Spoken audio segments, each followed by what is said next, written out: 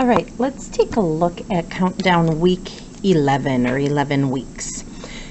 Number 1 says, in the table shown, each rule's input is the previous rule's output. Complete the table by writing the missing values. That's part A. Part B says, if n is the input, write the equation that can be used to find p, the output. So if we take a look here at line 1, the input is 5. We add 3 to get 8. We subtract 3 from 8, so we're adding the second column, subtracting from there. So we get 3. Then we have to multiply by 5, and we get 15. The next one, 6 plus 3, I could have filled these in, plus 3 is 9. 9 minus 5 is 4. 4 times 5 is 20. This one, they give us 18, and that was what we got from adding 3. So to go backwards, we could subtract 3, right, to go this way, and we would get 15. Then we subtract 5 from 18, and we get 13. Multiply by 5. If you're not sure, do it on the side here. 13 times 5. 3 times 5 is 15. 5 times 1 is 5 plus 1 is 6, so we get 65. The last line we have to work all backwards. So instead of multiplying, we're going to divide. Instead of subtracting, we add. Instead of adding, subtract, and then we'll get what we started with. So 30 divided by 5 to go this way is 6. 6 plus 5 to go backwards is 11. 11 minus 3 is 8, what we got to start with. Okay, and then we could check it. 8 plus 3 is 11. 11 minus 5 is 6. 6 times 5 is 30 to go backwards. Part B says, if n is the input, write an equation that can be used to find p, the output. So if n is here, what did we do to n? So n, we added 3, then we subtracted 5. And we took that whole answer, multiplied by 5 to get our final p, which they said was the output. So p is our last column. Okay. We need the parentheses there because order of operations tells us we need to multiply before we add and subtract unless we have parentheses. So we put the parentheses so we know we add and subtract first, then multiply at the end. Number 2 says, a scientist is studying an ant infestation at a local building site. On the first day, he observed 16 ants along the base of the entryway. On the second day, he observes 20 ants. On the third day, he observes 24 ants. This pattern continues for the rest of the week. Indicate whether each statement is true or false.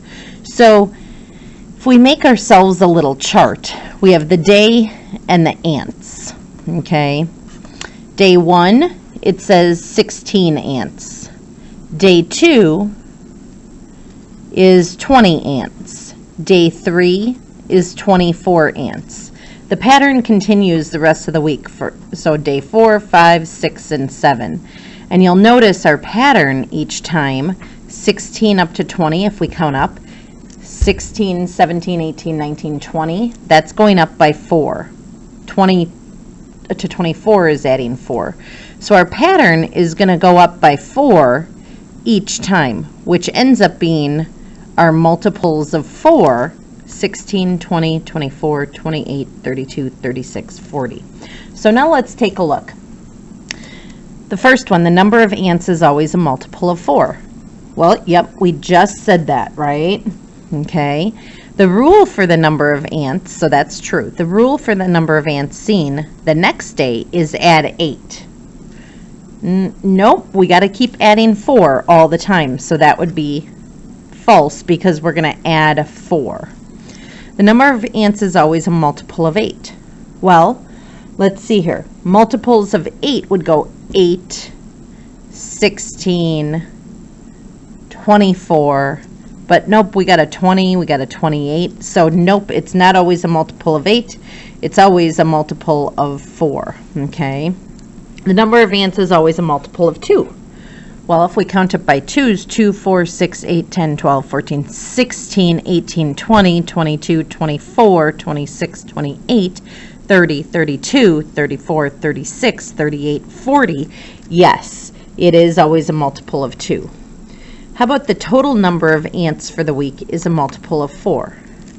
Well, yep, the total ants. So if we would add up all of them, we would still get a multiple of 4 because we've added multiples of 4 the whole time.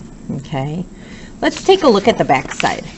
Number 3 says, number 3 says, how many branches will be at the bottom of the 7th figure in the pattern shown? Okay, so we have, if we take a look, we have 2 branches here. Those 2 branches go to 4 branches next. The 4 go to 8 branches. Okay, now this is our first figure, second figure, and third figure. So we need to know how many would be for the 4th, 5th, 6th, and 7th figures to find out that final one. If we look 2 to 4, well, we could add 2, but does our pattern continue by adding 2? No. So we would say 2 times 2 gets me the 4. 4 times 2 gets me the 8. So our pattern, we're multiplying by 2. So now if I do 8 times 2, I get 16. That's my fourth figure, the 4th set of branches. 16 times 2 would give me my 5th one. If you're not sure, let's try the math here. 16 times 2 gets me 32. Then to get the 6th one, I have to do 32 times 2. 32 times 2 is 64. Then for the 7th one, I have to do 64 times 2. And that would get me 128. Okay, so how many branches for the 7th figure? We would have 128 branches. Number 4 says, a large pot of water contains 64 cups of water. As the water boils, the amount of water in the pot decreases. Okay, picture that. You have water on the stove, it starts to boil, the water starts to evaporate. That's why you see steam coming out of the pot, and the water goes down. After 10 minutes, there are 48 cups left. After another 10 minutes, there are only 32 cups left. If the pattern continues, circle the number of minutes it will take until all the water is gone. So we start with 64 minutes, right? Or 64 cups, right? After 10 minutes, it goes down to 48 cups. So we subtract 10 minutes, okay? Then another 10 minutes, or I guess we could add 10 minutes on from our starting time, right? Add another 10 minutes on, and it says we're down to 32 cups. Okay, so now we're at 20 minutes. Okay, if we go to 30 minutes, so this would be the minutes. Sorry, I should have made my chart different. And this is the water, right? So 0 minutes, we're at 64 cups. 10 minutes, 48 cups. 20 minutes, 32 cups. So my minutes pattern is going up by 10, while my water pattern, how do I get from 64 to 48? Well, let's try a subtracting pattern. 64 minus 48. If I regroup, it's minus 16. 48 minus 16 gets me 32. So my pattern is minus 16. Okay? If I subtract another 16, 32 minus 16, I'm going to get 16. Okay? So after 30 minutes, I'm at 16. Another 10 minutes goes by, and I'm going to subtract another 16, and I'm going to be down to 0 cups. So how many minutes did it take for all of it to be gone? 40 minutes. Okay? Notice all these problems have been doing with patterns today. As the time went up on this one, our water decreased. Okay? We just had to figure out how much it decreased by. Number 5 says a store is putting together packages of school supplies to donate to a local school. The table shows the number of each type of each supply they have to donate. So, type of supply, pencils, we have 172. Pens, 161. Packs of paper, 45. And book bags, 31. Part A says how many boxes can be packed if each package must contain 10 writing utensils. So, how many boxes can be packed if each package must contain 10 writing utensils? So, we need to know that could be pens or pencils. So we need to figure out how many do we have all together. What's 172 plus 161? Well, if we add, we're going to get 333. Now, if each package has to have 10 of these, we would take 333 and divide it by 10. Okay. Now, how many 10s go into a 3? Nope, none. How many into a 33? We can get 3. Dad divided, then we multiply. 3 times 10 is 30. 33, take away 30 is 3. Bring down the 3 next door, and Rover repeats. Dad divides again. 33 divided by 10 is 3. 3 times 10 is 30. Sister subtracts. We have 3 left over. So, we have a remainder of 3 pens or pencils, which means we can only have 33 boxes packaged. Okay, we can't get more than that.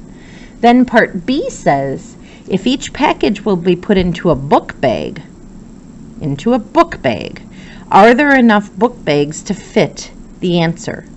Well, if each box is put into a book bag, we only have 31. So no, because we only have 31 book bags and would need 33. So we are too short. Okay? If you wrote an answer similar to that, that is fabulous. Good job.